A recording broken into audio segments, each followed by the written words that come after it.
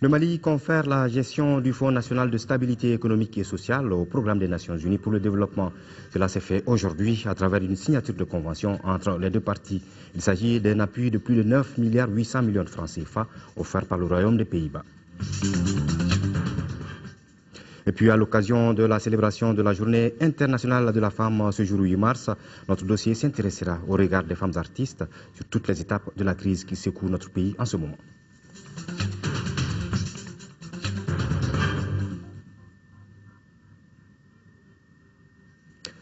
Nous sommes vendredi 8 mars, journée internationale de la femme célébrée à travers le monde. Bonne fête à toutes les femmes, bonsoir et bienvenue dans ce journal. La France se dit déterminée à aider notre pays à retrouver la totalité de son intégrité territoriale, réaffirmée par son ministre de la Défense en visite dans notre pays. Jean-Yves Le Drian a été reçu ce matin en audience par le président de la République par intérim, le professeur Dioncounda Traoré et le premier ministre Diango Sissoko. Avec les deux personnalités, le ministre de la Défense a échangé sur les derniers développements de la situation sécuritaire et politique du Mali. Jean-Yves Le Drian, reçu donc par le président de la République par intérim et le Premier ministre, le ministre de la Défense de la France qui était donc venu rendre visite dans notre pays par rapport à la situation sécuritaire qui prévaut en ce moment au Mali. Nous sommes satisfaits des résultats obtenus par nos forces sur le terrain. Déclaration faite ce matin face à la presse nationale et internationale par le ministre français de la Défense. Pour Jean-Yves Le Drian, son pays restera aux côtés du Mali jusqu'à la libération totale du territoire. Notre reporter Amadou Sankaré a assisté à la conférence de presse. Voici son reportage. Moins de 2 mois d'intervention de l'armée française aux côtés des forces maliennes et celles de la MISMA, les résultats obtenus dans la reconquête des zones occupées sont satisfaisants. Et la France n'entend pas s'arrêter en si bon chemin. Je voulais soutenir nos forces pour l'avenir. Le chef d'état-major des armées maliennes disait hier nous avons fait 70% du chemin. Le général Dembélé, c'est à peu près le cas. Mais il faut faire 100%. Et donc la mission qu'a confiée le président de la République à nos forces, c'est d'aboutir à la libération de l'ensemble du territoire malien, d'aboutir à rendre au Mali son intégrité. Donc il y aura encore d'autres combats. Le mercredi dernier, un débat a eu lieu à l'Assemblée nationale sur l'action de la France au Mali et l'ensemble des formations politiques a apporté son soutien. À la question de savoir à quand le déploiement de l'armée malienne à Kidal, les journalistes sont restés sur leur faim. Mais quant au sujet relatif au dialogue avec le MNLA, le ministre a été on ne peut plus clair. Il faut le dialogue et la réconciliation nationale avec tous ceux qui considèrent que le Mali est un État unique, qui doit garder son intégrité et qui ne doit pas être soumis à des groupes terroristes, quelle que soit leur origine et leur inclinaison. Tous ceux qui veulent bien faire partie de cette démarche doivent être les bienvenus, c'est mon sentiment. Mais le processus de réconciliation, il doit être mené par les Maliens eux-mêmes. Le ministre qui avait été reçu auparavant par le président de la République par intérim et le Premier ministre s'est félicité de la volonté des autorités maliennes d'organiser les élections en juillet prochain. À la fin de sa visite au Mali, le ministre français de la Défense a accordé une interview exclusive à l'ORTM. Jean-Yves Le Drian revient sur l'objet de sa visite dans notre pays, l'absence des troupes maliennes dans les combats dans la région de Kidal et le statut des prisonniers étrangers pris lors des combats sur le terrain. Vous pourrez suivre cet entretien exclusif réalisé par Boubacar Touré juste après ce journal. Le président de l'Assemblée nationale, par intérim, a reçu en audience les membres du comité de pilotage de l'initiative citoyenne pour la paix, l'unité nationale et la reconstruction du Mali. La délégation conduite par le colonel à la retraite Youssouf Traoré a remis à Younousi Touré un document contenant des propositions de sortie de crise élaborées par la plateforme. Alousseni Touré. Ils sont de divers horizons, mais ont un seul centre d'intérêt, le Mali. Les membres de la plateforme Initiative citoyenne pour la paix, l'unité nationale et la reconstruction du Mali œuvre pour une sortie de crise apaisée. En rencontrant le président de l'Assemblée nationale, les membres de cette plateforme souhaitent partager avec lui le fruit de leurs réflexions. Il s'agit d'un événement majeur que les uns et les autres ont suivi du 14 février jusqu'au 25 février, n'est-ce pas, ayant réuni tout ce qu'il y a d'essentiel dans ce pays, de groupements politiques, d'organisations de la société civile et d'organisations fêtières des femmes, des jeunes et des organisations confessionnelles autour d'une idée maîtresse concernant l'unité du Mali, des Maliennes et des Maliens en ce moment crucial pour recouvrer notre dignité, notre intégrité territoriale. Ce document remis à Younousi Touré contient un ensemble de propositions pouvant aider à une véritable sortie de crise. Le document est assez vaste, c'est un document très important. Ça embrasse tous les secteurs de la vie nationale, l'ensemble de nos préoccupations. Parler d'abord de l'intégrité territoriale, des sacrifices qu'il faut, de l'armée, le soutien à l'armée nationale, des sacrifices également qu'il faut. Et l'union sacrée du peuple malien. Les initiateurs continueront certainement leur démarche en direction d'autres décideurs. Nous vous livrons à présent le contenu de ce communiqué de la Chambre de commerce et d'industrie du Mali, CECIM, à l'attention des commerçants et transporteurs se rendant au Nigeria suite aux opérations militaires se déroulant au nord du Mali et à la dispersion des groupes terroristes dans le Sahel. Les services d'immigration de la République fédérale du Nigeria ont intensifié les contrôles aux postes frontaliers du territoire nigérian. À cet effet, il est recommandé à nos compatriotes transporteurs et commerçants se rendant au Nigeria de se munir de documents de voyage appropriés, principalement le passeport pour avoir accès au territoire nigérian. Le président du collège transitoire de la Chambre de commerce et d'industrie du Mali compte sur la bonne compréhension de tous. Et puis cette déclaration de l'ADPS, l'Alliance des démocrates patriotes pour la sortie de crise, qui condamne avec la dernière rigueur l'interpellation du journaliste Bouakar Ndao par les services spéciaux. Elle engage les pouvoirs publics à respecter et à faire respecter la liberté de presse et à assurer la protection des journalistes dans l'exercice normal de leur profession. Le retour à l'ordre constitutionnel ne saurait s'accommoder de violations des libertés fondamentales inscrites dans la Constitution du 12 janvier 1992. Fin hier 7 mars de la mission parlementaire paritaire Afrique, Caraïbes, Pacifique, Union européenne. Durant toujours, ces parlementaires en visite dans notre pays ont échangé avec les autorités du Mali et différentes couches socio-professionnelles dans notre pays. Au centre des rencontres, la situation politico-sécuritaire du pays. Les parlementaires étaient hier face à la presse pour faire le point sur leur visite au Mali. Adama Koudjou. Les 3 jours de visite ont permis à la délégation d'être mieux informée sur la situation politico-sécuritaire au Mali. Au cours de ces points de presse, 3 questions essentielles ont été évoquées, à savoir la sécurisation du territoire, l'organisation des élections et la réconciliation nationale. Les autres pays européens seraient bien inspirés de s'engager un peu plus et un peu plus audacieusement pour soutenir la France. Je trouve qu'on laisse la France un peu solitaire dans cette démarche. Je l'ai dit tantôt, aujourd'hui, il faut quand même bien le dire, cette démarche-là est occupée à prendre la tête et quasiment à porter la lutte contre le terrorisme qui concerne tous les pays européens. À la question de savoir s'il est possible d'organiser des élections à Kidal avec la présence du MNLA en armes, les parlementaires ont répondu qu'elles auront lieu sur toute l'étendue du territoire national et sous le contrôle des autorités du Mali. Je crois que les Français doivent gérer Kidal. C'est extrêmement difficile et délicat de gérer Kidal. Ils vont le faire, ils le feront, mais ils doivent le faire en s'entourant de toutes les garanties qu'il n'y ait pas d'explosion et qu'il n'y ait pas, qu'on ne recrée pas, si vous voulez, un foyer problématique. Pour accompagner le Mali dans la résolution de la crise et dans ses efforts de développement, les élus nationaux fondent beaucoup d'espoir sur l'Assemblée parlementaire paritaire Afrique, Caraïbes, Pacifique, Union européenne. Pour aider le Mali à se développer, c'est d'abord aider le Mali, n'est-ce pas, à enrayer cette crise. Les informations recueillies au cours de la visite seront restituées à l'Assemblée parlementaire paritaire ACP-UE en vue d'accompagner le processus politique dans notre pays. Réunion extraordinaire du comité des chefs d'état-major de la CEDEAO depuis ce matin ici à Bamako. Il s'agit de réfléchir sur les modalités de transformation de la MISMA en mission des Nations Unies et le déploiement des forces de la MISMA au nord du Mali. Nous proposons un extrait du discours du général Soumaïla Bagayoko, président du comité, au micro de Soumaïla Berté. Nous nous retrouvons donc aujourd'hui au regard de l'évolution de la situation et en conformité avec les recommandations de la conférence des chefs d'État et de gouvernement de 27 et 28 février 2013 tenue à Yamoussoukro pour examiner les modalités de la transformation de la MISMA en une opération des Nations Unies.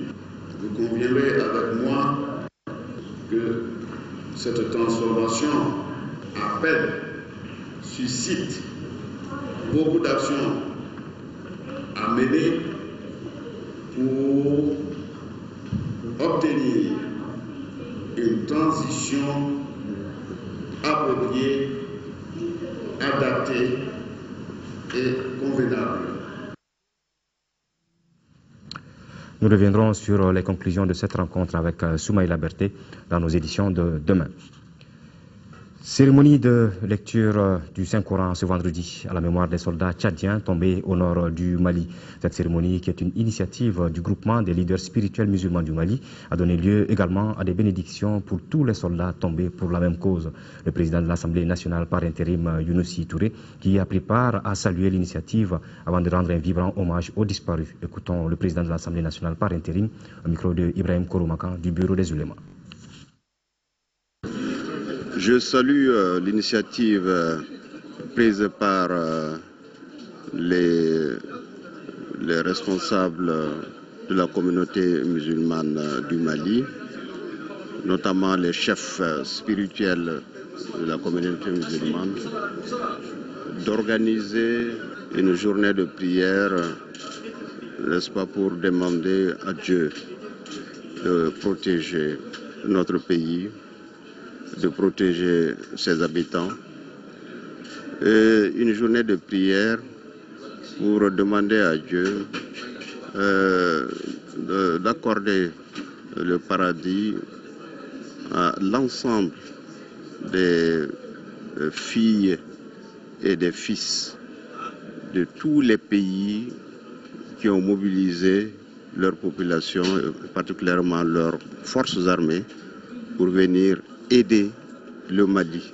Ces filles et ces fils qui sont tombés au Mali, sur le territoire malien, dans la défense de notre liberté, dans la défense de l'intégrité territoriale de notre pays, dans la défense de notre liberté de croire et notre liberté d'aller et venir, de notre liberté de renforcer notre démocratie. Je crois que les musulmans ont eu cette intelligence de venir demander à Dieu non seulement de protéger leur âme, mais également de faire en sorte que jamais, jamais, jamais ceux qui sont morts ne soient oubliés par nous. Le gouvernement de la République du Mali vient de signer ce matin avec le programme des Nations Unies pour le développement une convention. Par cette signature, le Mali confère la gestion du Fonds national de stabilité économique et sociale au programme des Nations Unies pour le développement. Il s'agit d'un appui de plus de 9,8 milliards de francs CFA offerts au gouvernement par le Royaume des Pays-Bas pour l'aider à faire face à ses activités prioritaires inscrites dans la feuille de route de la transition. Abdraman Maïga. Le Mali confie désormais la gestion du Fonds national de stabilisation économique et sociale au programme des Nations Unies pour le développement. Ce fonds d'une valeur de 15 millions d'euros, soit plus de 9,8 milliards de francs CFA, a été octroyé au Mali par le Royaume des Pays-Bas. Cette contribution permet d'appuyer directement notre pays dans la réalisation des activités prioritaires du gouvernement de la transition. Une étude du programme des Nations Unies pour le développement et de l'Observatoire du développement humain durable du Mali montre qu'une reprise de 50% de l'aide en 2013 pourrait permettre de gagner 0,4 points de croissance économique, et la reprise intégrale de l'aide fera gagner au Mali près d'1 point de croissance, ce qui, à mon avis, est particulièrement significatif. En décidant de soutenir le Mali dans cette phase critique de son histoire, le Royaume des Pays-Bas vise un certain nombre d'objectifs. Il s'agit notamment d'assurer le financement des activités de relance économique dans certains secteurs sociaux de base tels que l'énergie, la sécurité alimentaire et l'éducation. Autre objectif visé par le dit fonds, c'est la réduction des coûts de transactions et les différents risques liés à la gestion de l'environnement. Nous avons été sensibles au fait que vous nous avez compris Vous nous avez aidés, vous avez été sensible au fait que la suspension des financements touche d'abord les Maliens les plus vulnérables. Compte tenu de l'importance de cette aide, le ministre de l'économie, des finances et du budget a rassuré les donataires de sa bonne gestion. Tchéna Koulibaly a ensuite invité les autres partenaires techniques et financiers à emboîter le pas afin que le gouvernement puisse faire face aux défis de la reconstruction des zones libérées du zouk des terroristes. L'ambassadeur du Royaume d'Espagne vient lui de remettre gracieusement un lot de matériel à la gendarmerie nationale du Mali. Le don est composé entre autres de 2 véhicules 4x4, 84 paires de gants anti-coupure, plusieurs kits de secours d'urgence et de la nourriture énergétique qui contribueront à renforcer les capacités opérationnelles de la gendarmerie. Agali Aguissa. C'est dans les difficultés qu'on reconnaît ses vrais amis, a-t-on l'habitude de dire. Ces gestes, le deuxième du genre en 12 mois du Royaume d'Espagne à l'endroit de la gendarmerie nationale, semble illustrer cet adage. Composé de divers types de matériel, ce don arrive au meilleur moment. Ce matériel que nous venons de recevoir ce matin est un don donc, de la coopération espagnole du Royaume d'Espagne au titre de la gendarmerie nationale du Mali qui se compose de 2 véhicules pick-up que vous apercevez et puis d'un lot de matériel composé de kits d'urgence, des gants et de petits matériels pour la sécurisation des frontières. Ces gestes de solidarité consolident les liens de coopération entre notre pays et le Royaume d'Espagne. Et ce sont évidemment des liaisons importantes et une liaison de coopération entre les deux forces pour assurer surtout la protection civile. Et alors ça va pour le bien-être du peuple malien et pour une collaboration, j'espère que de jour en jour plus étroite avec les deux gouvernements. Quant au représentant de l'Union européenne au Mali, Richard Zenk, il a réitéré le soutien de l'Union à notre pays. Le ministre de la Sécurité intérieure et de la Protection civile se réjouit de la réception de ce matériel. Ce geste est bien après nommé va assurément contribuer à renforcer les capacités opérationnelles des forces de sécurité en général et de la gendarmerie nationale du Mali en particulier. La signature du document de réception du matériel par les deux parties a mis fin à la cérémonie. Les forces armées et de sécurité basées à Tombouctou ont arrêté une trentaine de prisonniers, bandits et terroristes lors de leurs différentes patrouilles. Ces arrestations ont été effectuées à Tombouctou, Diré et Niafunké. Ces individus ont tous été transférés à Sévaré pour y être jugés. Pour plus de précisions, écoutons le capitaine Moussa Makalou, chef d'escadron de la gendarmerie. Il est au micro de notre envoyé spécial Adama Djimde. Ces prisonniers ont été arrêtés suite à des patrouilles à Tombouctou. Ces prisonniers ont été conduits au niveau de la mission prévôtale pour enquête. Après enquête, la mission prévôtale a jugé nécessaire d'envoyer ces prisonniers au niveau de la justice pour approfondir les enquêtes. Donc c'est pour cela qu'ils sont actuellement à Sévaré. Nous sommes là pour ça, pour les amener à Sévaré tout simplement parce qu'à Tombouctou, il n'y a pas de local et la justice n'est pas tout à fait sur place pour mener à bien la mission. Voilà. Est-ce que les prisonniers étaient bien traités sur place? Évidemment, les prisonniers ils étaient très bien traités. Et le fait même de les transporter à chaud avec ce tant de moyens, ça veut dire qu'on a pour souci de bien les traiter. Environ ils sont combien? Environ une trentaine. Est-ce que c'est tous des prisonniers de droit commun ou il y a des djihadistes parmi eux? Bon, pour le moment, il y a des prisonniers de droit commun. Il y a des présumés djihadistes dans ce lot. Le ministre de la Communication, porte-parole du gouvernement, a visité hier après-midi certains journaux de la place. Manga Dambélé voulait s'enquérir des conditions de travail des journalistes. Il a également saisi l'occasion pour faire passer le message de la rigueur dans le traitement des informations en cette période de crise pour la stabilité du pays. Notre reporter Youssouf Diakité était de la visite. Voici son reportage. Plus de rigueur, de professionnalisme et de responsabilité dans le traitement des informations. C'est en ces termes que le ministre de la Communication, porte-parole du gouvernement, s'est adressé au patron de presse. La visite du ministre a concerné 5 journaux de la place, Info Matin, Le Prétoire, Les Échos, Match et Wati. Là, le ministre n'a pas échappé aux questions des journalistes en herbe issus du concours Plumeau féminin, une initiative du directeur de publication du journal Wati.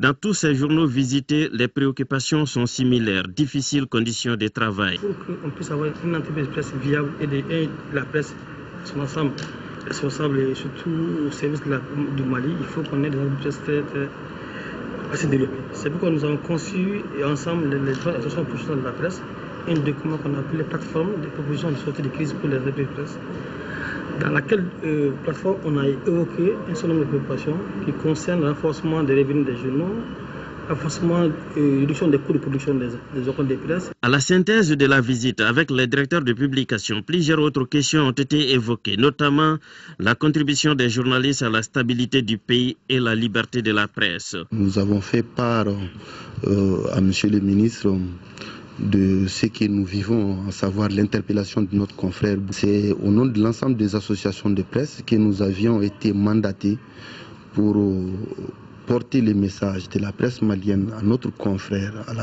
en tête du département de la communication, de s'impliquer au niveau du gouvernement pour que le confrère puisse recouvrer rapidement sa liberté. La presse malienne a été exemplaire durant l'année de la crise. Je m'impliquerai, mais en même temps, je préciserai qu'aujourd'hui, plus que jamais, au Mali, nous n'avons pas le droit de démobiliser la population malienne.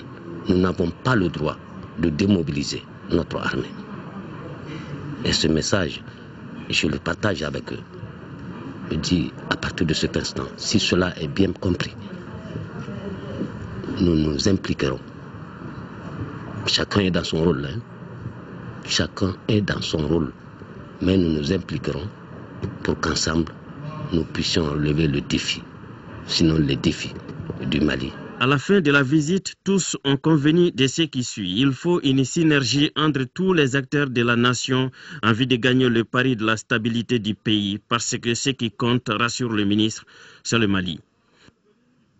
Et puis le ministre de la Communication, porte-parole du gouvernement, a également visité aujourd'hui l'agence globale de communication, CIS Abadla Bouboussema et DEFA Communication. Il a ensuite rencontré les patrons des agences de communication après les différentes visites. Nous en reparlerons demain avec notre reporter Mahamadou Doumbia. Le Mali dispose de ressources financières suffisantes pour faire face à la crise. Sur le budget d'État qui s'élève à plus de 1000 milliards, 76 milliards ont été accordés au ministère de la Défense et des anciens combattants en vue de la reconquête du Nord. Ce sont là les principales informations données hier par le ministre de l'Économie, des Finances et du Budget au cours d'une conférence de presse. La conférence en question était organisée par le groupe de suivi budgétaire. Tiamoko Konaté. Le ministre de l'Économie, des Finances et du Budget face à la presse ce jeudi à l'initiative du groupe de suivi budgétaire pour éclairer la lanterne des journalistes sur le budget d'État. Il y a 2-3 ans sur cette question. D'abord, le compte lui-même. Pourquoi sa spécificité à la BDM? Pourquoi pas au Trésor? Deuxièmement, quelle est l'utilisation possible de ce montant? Le troisième axe, c'est qui est responsable, comment la gestion de ce compte se fait. Comme on pouvait s'y attendre, l'essentiel des débats a été focalisé sur la somme déboursée pour la reconquête des régions occupées. Sur un montant global de plus de 1000 milliards de francs CFA, le gouvernement a alloué plus de 76 milliards au ministère de la Défense. Cette somme, qui dépasse largement celle des autres départements, sert à l'achat de la nourriture, du carburant, des armes et des munitions. Les fonds collectés par la population et les pays amis pour soutenir l'armée ont été également évoqués. Ce qui sert à financer la guerre, c'est le budget d'État. Alors le budget d'État, c'est aussi l'apport des populations. Le budget d'État, les ressources qui proviennent de là sont les recettes douanières, les recettes fiscales. Tout ça là, c'est payé par l'économie du Mali. Alors donc c'est d'abord quand même le budget d'État qui finance la guerre et tous les autres appuis, c'est un appoint. Pour le ministre Koulibaly, les ressources financières dont dispose le Mali pour faire face à la crise sont suffisantes. À la question de savoir si les explications données par le ministre sont satisfaisantes, le président du groupe de suivi budgétaire répond. On ne va pas aller sur les aspects de satisfaction. Le montant mobilisé n'est pas encore dépensé. Du déclenchement de la crise à ce jour, la gestion des fonds collectés s'effectue dans la transparence, a conclu le ministre. C'est la Corée du Sud qui a abrité cette année le sommet mondial sur la paix, la sécurité et le développement humain, l'épouse du président de la République par intérim. Madame Traoré Mintou Doucouré y a pris part en compagnie du ministre de la Défense, du ministre de la Famille, de la Promotion de la Femme et de l'Enfant. À l'ouverture du sommet, Madame Traoré a prononcé une allocution qui a été axée sur la solidarité entre les communautés du monde. À l'occasion, elle a plaidé en faveur des populations déplacées des régions du nord du Mali. Je vous propose de l'écouter.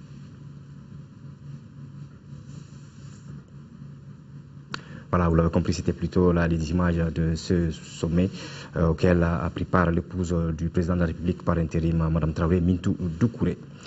Dans le cadre du 8 mars, Journée internationale de la femme, la coordination des associations ONG féminines du Mali, CAFO, en collaboration avec l'Institut Panos Afrique de l'Ouest, a organisé ce matin une conférence de presse sur les violences faites aux femmes. L'objectif est de débattre de cette problématique et de dégager de nouvelles pistes susceptibles de consolider les acquis. Tiamoro Konaté. Cette conférence intervient à un moment où la quasi-totalité des femmes du Nord sont touchées par les exactions des groupes armés, ce qui a porté un coup aux avancées enregistrées en matière de lutte contre les violences faites aux femmes.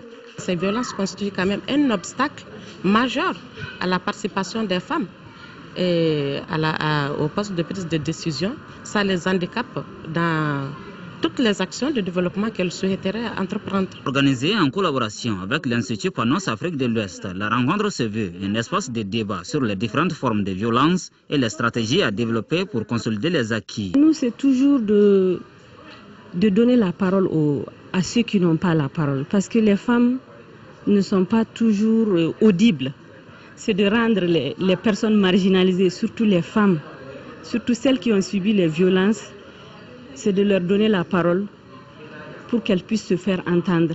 L'atteinte des objectifs, les responsables de la CAFO prônent une large sensibilisation de la population, notamment les groupes cibles et les pouvoirs publics. La première stratégie émane naturellement d'une communication, d'un cadre partenarial stratégique avec les médias, avec les partenaires techniques et financiers, avec la communauté, pour qu'ensemble nous portons ces violences, que nous les dénonçons et que nous trouvons les mesures appropriées pour les combattre. Auparavant, les participantes avaient chanté l'hymne national du Mali en langue nationale bamana avant d'observer une minute de silence en hommage à toutes les victimes de la guerre. Voilà, à présent, je vous livre le contenu de ce message de Malamine Koné à l'occasion de la célébration de la Journée internationale de la femme. Je cite: je voudrais, à l'occasion de cette journée, vous rendre l'hommage que vous méritez, vous féliciter et honorer vos œuvres et votre détermination à changer le monde, à le rendre meilleur. Sans votre sans votre accompagnement à nos côtés, le développement des pays les plus pauvres, l'épanouissement des populations défavorisées et marginalisées ou encore la paix dans le monde ne serait qu'un rêve. Pour cette spéciale, j'ai une pensée spéciale à l'endroit de toutes les femmes à travers le monde qui sont seules, qui sont malades ou qui sont tout simplement des victimes désignées de l'injustice de la vie. Message signé Malamine Koné. L'actualité bouillante du Mali n'a pas échappé à l'imagination de nos femmes artistes. Chacune à sa façon dépeint la crise qui secoue notre pays à travers films, tableaux et musiques. Du début de l'occupation du nord de notre pays par les terroristes, les narcotrafiquants et les rebelles, jusqu'à l'intervention militaire de la France, les femmes artistes commentent à leur manière le développement de la situation. Suivons leur regard et appréciation dans cette enquête signée Nyanya Aliou Traoré. L'histoire est celle d'un jeune homme de 26 ans, animateur dans une radio de Tombouctou. Battu et laissé pour mort par les terroristes à la périphérie de la ville, un voyageur le sauve, une extrémiste, et l'amène à Bako où il reste pour vie. Son crime, c'est d'avoir encouragé les jeunes de la ville à résister à l'occupation. C'est de ce vécu réel que s'est inspirée la jeune cinéaste Sousa Bassissé pour réaliser Gounou-Gounou-Kan. Une façon pour elle d'évoquer la crise pour que nos compatriotes, surtout les jeunes, prennent conscience du rôle déterminant qu'ils doivent jouer pour l'unité et le retour de la paix dans notre pays. L'idée est venue parce que on était des jeunes qui ne sont pas incompris et cette guerre-là, je pense qu'on parle de notre avenir. Si aujourd'hui on a un problème comme ça, je pense que les jeunes doivent ouvrir les yeux et se dire qu'il est temps de faire quelque chose. Et pour moi, je me disais que je ne voyais pas de jeunes réagir D'où je me disais qu'il fallait quand même mettre en œuvre ce qu'ils te disent. D'où les rumeurs qui se disaient tout bas et qu'on n'arrivait pas à dire haut. Alerter le monde sur la crise du Mali, c'est la démarche de la jeune photographe Amsatou Diallo. Elle fige dans son objectif l'expression sensible des sentiments humains d'une ville en pleine mutation. Voilà la chronique de Bamako. L'image n'a pas besoin de linguistique pour pouvoir s'expliquer. Il suffit de le voir pour comprendre. Depuis le début de la guerre au Mali, on a l'impression que Bamako peut exploser d'un moment à l'autre. D'après les médias internationaux, moi j'ai décidé en tant qu'artiste de montrer le contraire. Malgré la guerre au nord du Mali, la vie continue à Bamako. Moi, ma lance croquette, c'est mon appareil photo. Voilà, je suis armée de ça, mais c'est mon outil de combat. Aussi, beaucoup d'artistes ont chanté pour la paix, la stabilité et l'unité du Mali. Hommage au lieutenant Damien Boiteux et à nos braves soldats tombés sur le champ de l'honneur. La cantatrice Baba Nikone, dans son dernier opus, a dédié une chanson au président français François Hollande pour sa décision courageuse d'engager son pays dans la guerre contre le terrorisme au Mali. François Hollande, le Mali vous dit merci. On peut dire sans se tromper que nos femmes artistes sont en train de jouer pleinement leur partition pour que le Mali sorte victorieux dans sa lutte contre les terroristes et leurs complices.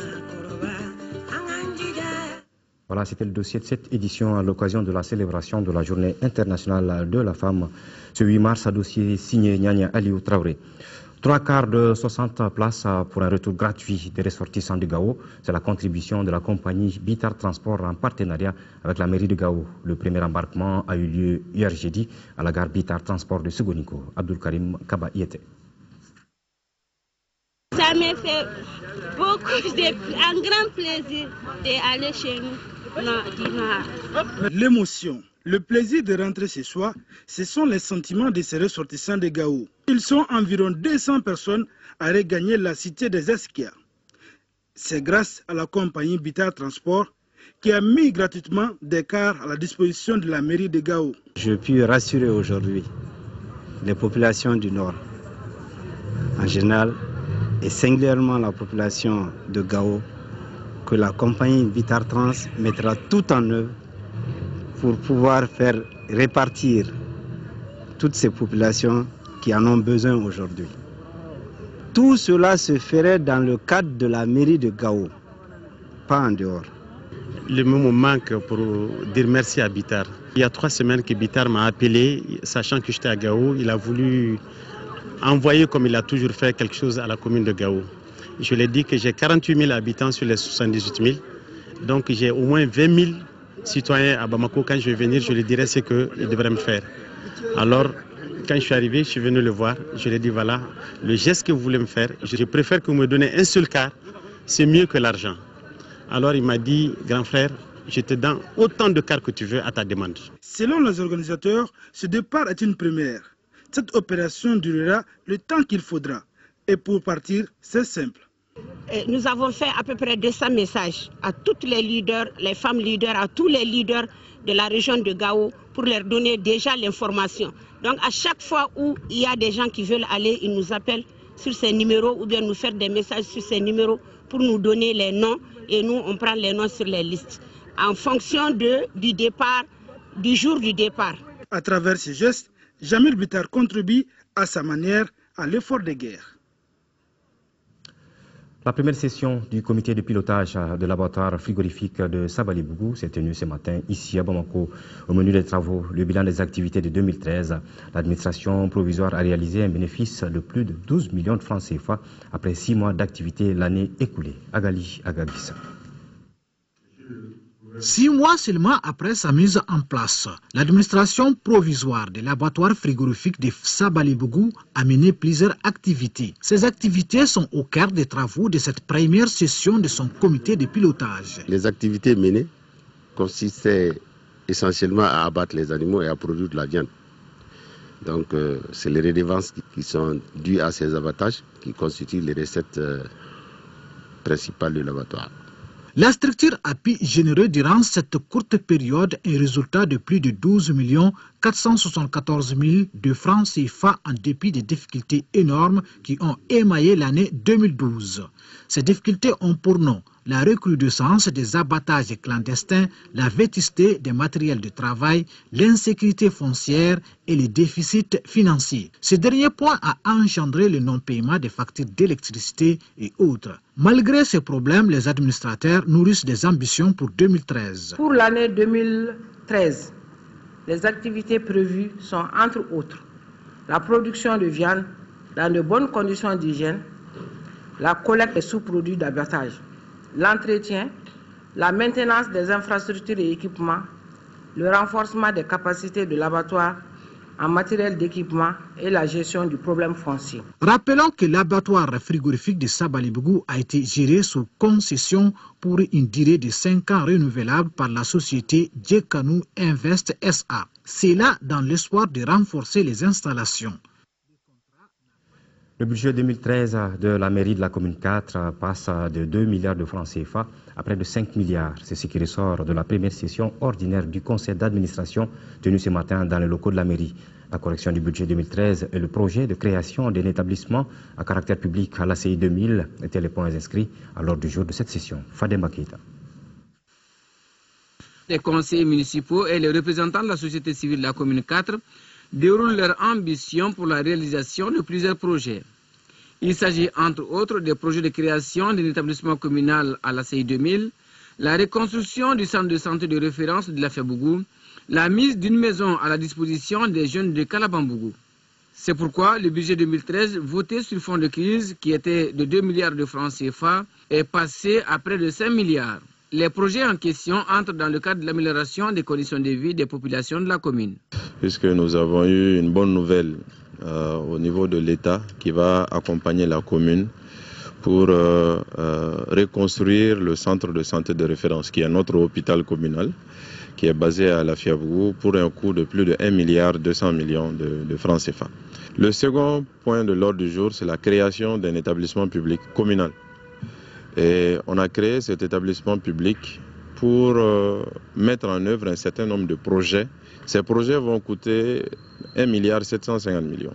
Premier du genre, le futur établissement projet ACI 2000 est financé à 75% par les occupants de l'ACI et à 25% par la mairie. Dans un souci de transparence, la cogestion sera assurée par la mairie en partenariat avec la société civile et les occupants de l'ACI. La problématique de l'abandon des classes au profit des mines d'or dans les communes rurales de Dialakoroba, Faraba, Kourouba, Nyangadina, Oulessebougou et Sanankoroba était au centre de la journée de sensibilisation qui a eu lieu hier à Nyangadina. Initiée par le groupe Action pour l'école, la journée avait pour but de mener les réflexions afin d'endiguer le phénomène de l'orpaillage qui frappe les écoles. Envoyés spéciaux Nando Dambélé et Amadou Chokari. Si ces assises ne se tenaient pas, il aurait fallu les réclamer. C'est en ces termes que tous les élus et les acteurs de l'école se sont exprimés à l'unisson devant l'assistance. Tous les directeurs d'école s'y plaignaient. Donc j'ai vu que vraiment c'est un phénomène qui peut ronger, mettre fin à notre développement. Les gens ont adhéré. Les fléaux de l'orpaillage sévit dans les cercles de Kangamba et Kati, mettant en mal la bonne marche des écoles. Depuis un certain temps, nous avons assisté à ce phénomène d'abandon des écoles au profit des mines d'or. Nous étions très choqués aussi parce que nous nous disons que c'est des enfants qui vont là-bas. Et pour qui connaît ces zones-là, ces mines d'or, alors un enfant de moins de 18 ans qui va là-bas, les conditions d'hygiène et les prédispositions à prendre tous les caractères nous inquiétaient beaucoup. Le constat est amer. Le taux d'abandon dépasse les 30% dans certaines écoles des communes de Dialakoroba, Faraba, Kourouba, Nyagadina, Oulessebougou et Sanankoroba. L'initiative du groupe d'action pour l'école a été appréciée à sa juste valeur. Il y a des débats comme ça, ça permet de sensibiliser les uns et les autres pour trouver les solutions à ce problème. Donc, le problème en tout cas hygiénal, il les apprécie quand même, ce serait une très bonne chose. Et créer le cadre idéal pour que l'enfant puisse suivre les cours, pour vraiment mettre fin à l'abandon de l'école. Des recommandations constituant désormais une feuille de route pour faire face à ces fléaux ont sanctionné la rencontre. Voilà, c'est tout pour ce journal. Je vous retrouve demain à 13h pour la première édition d'information. Et Ibrahima Diombele se fera le plaisir d'être là à 20h pour le grand journal. Merci à toutes et à tous. Et n'oublions pas de renouveler notre soutien à nos forces armées et à leurs alliés dans la bataille de reconquête de la totalité de notre territoire national. Bonsoir et bon début du week-end.